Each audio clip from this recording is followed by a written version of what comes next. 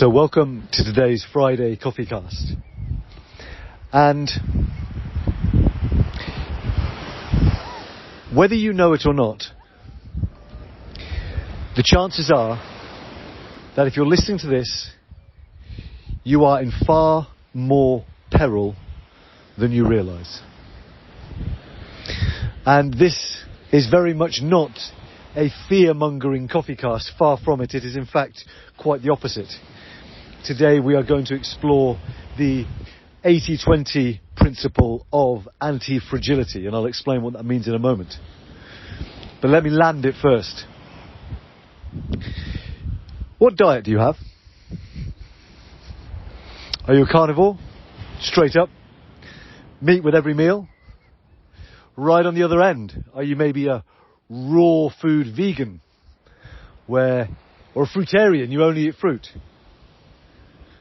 And wherever you land upon that spectrum, there is one thing likely that unites all of us. We are all truckitarians. And this is a phrase I heard from a kind of very famous in the fringe world anarchist. Would not be a great description, but perhaps is the closest. A guy called Max Egan. And the idea, of course, being that whatever you choose to eat, you are likely getting it from a shop or a source that relies on a regular arrival of food trucks. And what if those trucks stopped?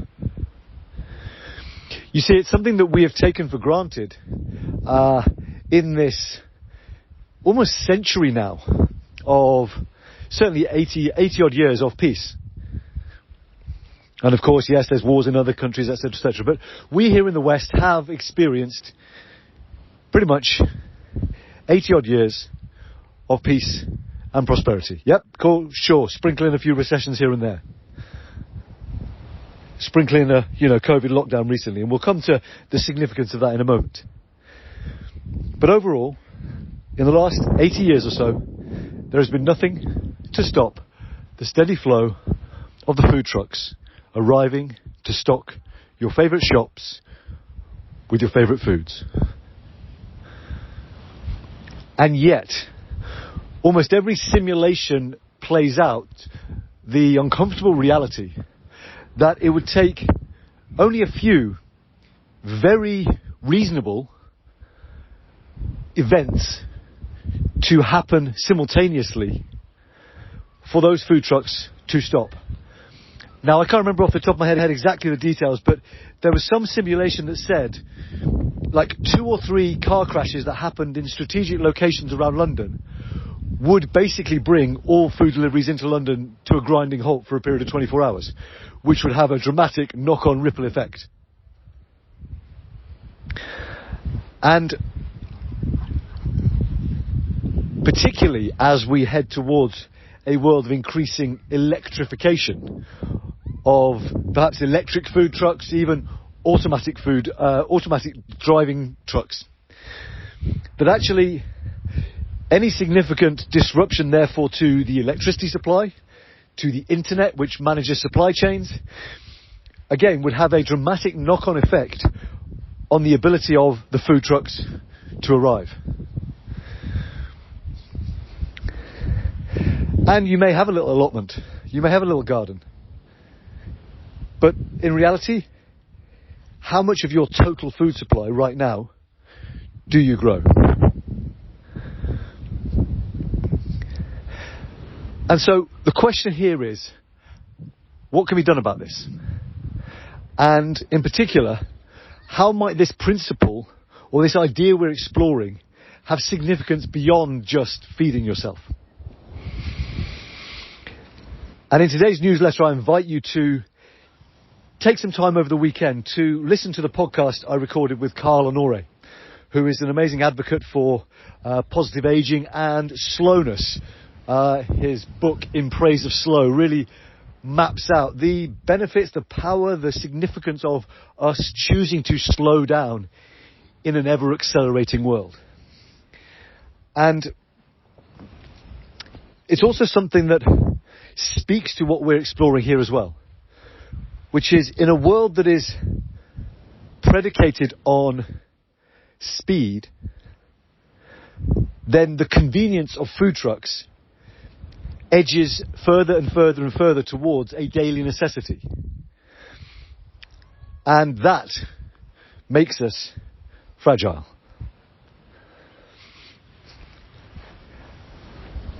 And the question then is, in what other ways across the 4 pillars of your life are you also fragile? I'll be straight with you right now. Financially, I'm pretty fragile because it wouldn't take too great a series of small disasters to create a big one. You know, let's say, if my fridge and washing machine and van all decided to malfunction simultaneously, I'd deal with it, but it would be a significant financial inconvenience. Where some people are less fragile than me in that situation, and they could just pay for all 3 of those things instantly without it making the slightest dent in their bank balance. Perhaps for your lead generation, are you reliant solely upon TikTok, Facebook, Instagram, LinkedIn? Do you have only one channel, one source of leads? And are you in direct control of that channel? Because if you are reliant solely on, say, Facebook and Facebook ads, if your account suddenly got switched off, and I know that this has happened to various people whose businesses evaporated overnight because for some reason, even a Facebook malfunction switched off their business, their income generating capacity for a couple of weeks, and the bullwhip effect, the knock-on effect, was something that they almost didn't recover from, and in some cases didn't. Now, we all had a case study, a lived experience of just how fragile we were, of course, with COVID, with the lockdowns, and particularly the self-employed being some of the most hardest hit. I know that right now there are a number of businesses, literally thousands of businesses, that are liquidating because they can't pay back the bounce-back loans. And so we are seeing right now the downstream consequences of us being fragile, of us not assuming that a black swan event could occur. Now, I don't think any of us will ever make that mistake again. Most businesses will almost certainly now always have as part of their SWOT analysis, their pestle analysis, what happens if we get more lockdowns. And so, likely, businesses are going to develop greater cash reserves. They are going to be leaner in the teams that they build. And they are not going to be so frivolous in perhaps some of the things they spend. And all of these are going to be factors that impact the overall market. So, as we come to wrap up today, my question is, what can you do to ensure that you are less fragile? And I am not talking about stashing guns and ammunition and creating some freak-out bunker. No, I'm not sure that's entirely practical. I don't think that model of run for the hills and buy ammunition, I'm not sure that will actually be of value if things really do go down. What is far more useful is to consider, what are the 20% of actions that you could take that would give you 80% of the anti-fragile results? In a business sense, certainly it would be to have regular backups of your entire website, should you get hacked. It would be to ensure that as much as possible, you have both email and telephone numbers for your customers, so that you're not simply relying on social media channels. And in terms of livelihood, what can you do to cultivate local food networks? Because the more local you are, the more resilient you are. All right, some food for thought. Because we have experienced a period of profound peace and calm.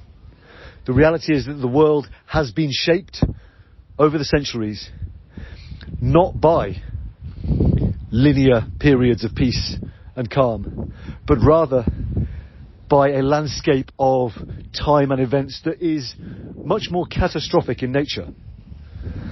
And there is strong evidence to point to various unexplained cataclysms, not in the far distant past, but actually in the last 200, 300, 400 years.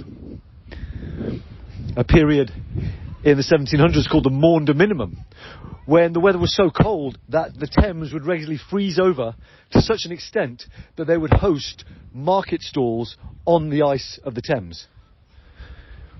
That is an occurrence that has not happened in any of our lifetimes, and yet it is an occurrence that has happened within the last 400 years, which in geological time, in planetary time, is the blink of a blink of a blink of an eye. So, our 80 years of peace is but a fraction of a second in planetary time. And therefore, it behoves us to ask ourselves, what can we do? Not to be fearful and assume the worst, but to be realistic.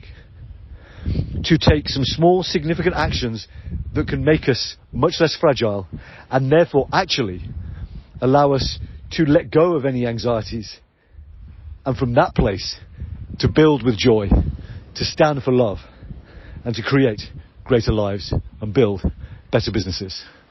All right, have a great weekend.